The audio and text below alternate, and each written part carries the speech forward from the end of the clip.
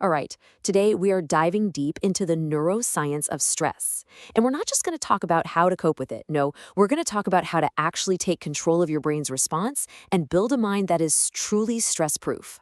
So does it ever feel like your mind is just a runaway train, stuck on a loop, replaying the same worries over and over and over again?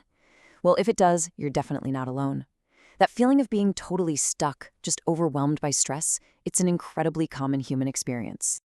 But here's the thing, and this is so important. It is not a sign of weakness. It's not a personal feeling. That response is basically an old feature from our brain's ancient alarm system. I mean, think about it. It was designed to deal with, lions and tigers, not project deadlines and rush hour traffic. So you've basically got two key players battling it out in your head. On one side, you've got the reactive brain. This is run by the amygdala, our automatic threat-focused alarm. It's fast, it's emotional, and it always defaults to the worst-case scenario. But on the other side, we have the executive brain, led by the prefrontal cortex. This is the part that's thoughtful, strategic, and flexible. The whole goal here is to shift the balance of power from that reactive brain over to the executive one. So yeah, it's time for an executive upgrade. We're going to be drawing on Dr. Melanie Greenberg's amazing work in the stress-proof brain. And we're going to walk through 4 key upgrades, pulled straight from chapters 7 through 10, that are designed to put your prefrontal cortex firmly back in the driver's seat. So let's get into the first one. First up, rewiring how we think. This is all about changing our mental patterns from something rigid and stuck, kind of like cement, into something that's way more adaptable and flexible, more like clay. Now, the fancy term for this superpower is cognitive flexibility, and it's a core function of our prefrontal cortex. It's really just the ability to step back, see the bigger picture, and then consciously change our approach when we realize, hey, what I'm doing right now just isn't working. So, what keeps us stuck in that mental cement? Well, it's usually one of these common thinking traps. We get caught in these endless loops of worry, or we jump to the absolute worst-case conclusion. That's catastrophizing. Or maybe we're constantly criticizing ourselves, or we see everything in extremes. It's either a total success or a complete and utter failure. The good news is, escaping these traps is a skill you can learn. First, you just have to notice the thought without judging yourself for it. Then, put a name to it. Identify the trap. Are you catastrophizing? Okay, then challenge it. Ask yourself, is this thought really 100% true? And finally, you actively look for a new, more balanced, more realistic way to see the whole situation. Okay, so once we can spot our thinking traps, our second big upgrade is to actively shift our focus. This is all about fighting our brain's natural bias to zoom in on all the negative stuff, especially when we're feeling stressed out. See, under stress, our brain tends to enter what's called a scarcity mindset. It becomes obsessed with everything we feel we don't have. Not enough time, not enough money, not enough security. This tunnel vision makes us grab for quick, short-term fixes, like, putting off a big project for just a moment of relief, instead of thinking about our long-term well-being. So that's the million-dollar question, right? How do we break out of that cycle? How do we literally retrain our brain to see what we do have, even when we're right in the middle of a stressful storm?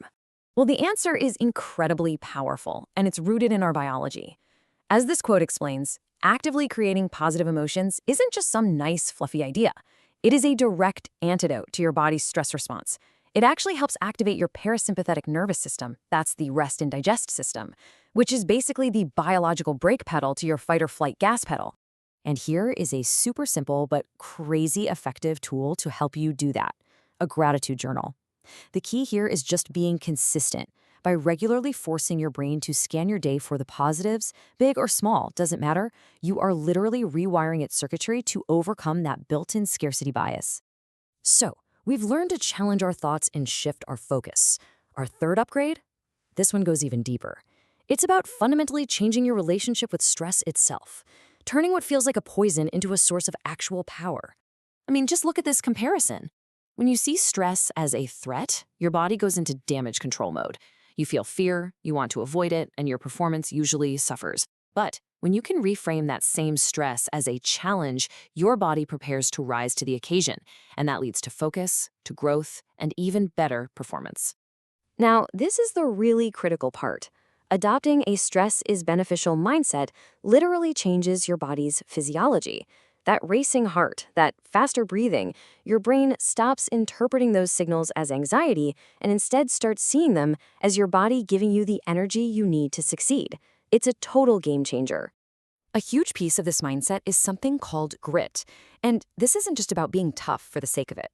It's about connecting the stressful moment to a bigger, long-term goal that you are passionate about. When you know why you're pushing through something hard, that purpose becomes the fuel that helps you persevere.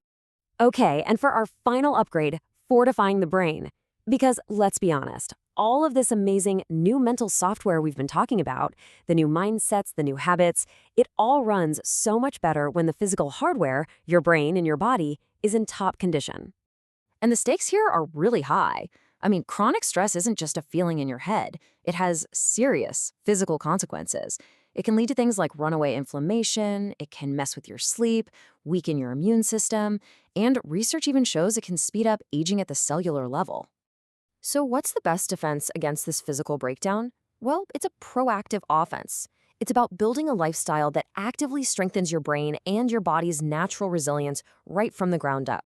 And that foundation really rests on three core pillars. First, exercise, which doesn't just improve your mood, it can physically protect your cells from stress damage. Second, quality sleep. This is just non-negotiable for recharging the brain and clearing out stress hormones like cortisol. And third, nutrition, giving your system the essential fuel it needs to stay resilient when it's under pressure. So let's bring it all home. Your complete executive upgrade is really a two-part system. You have this powerful new mental software, things like flexible thinking, a positive focus, a challenge mindset, and you're running it all on well-maintained physical hardware. And that leaves us with just one final question. Look, trying to do all of this at once can feel overwhelming. So looking at all these upgrades, what is the one small, manageable step you can take starting today to begin your own journey to a stress-proof brain?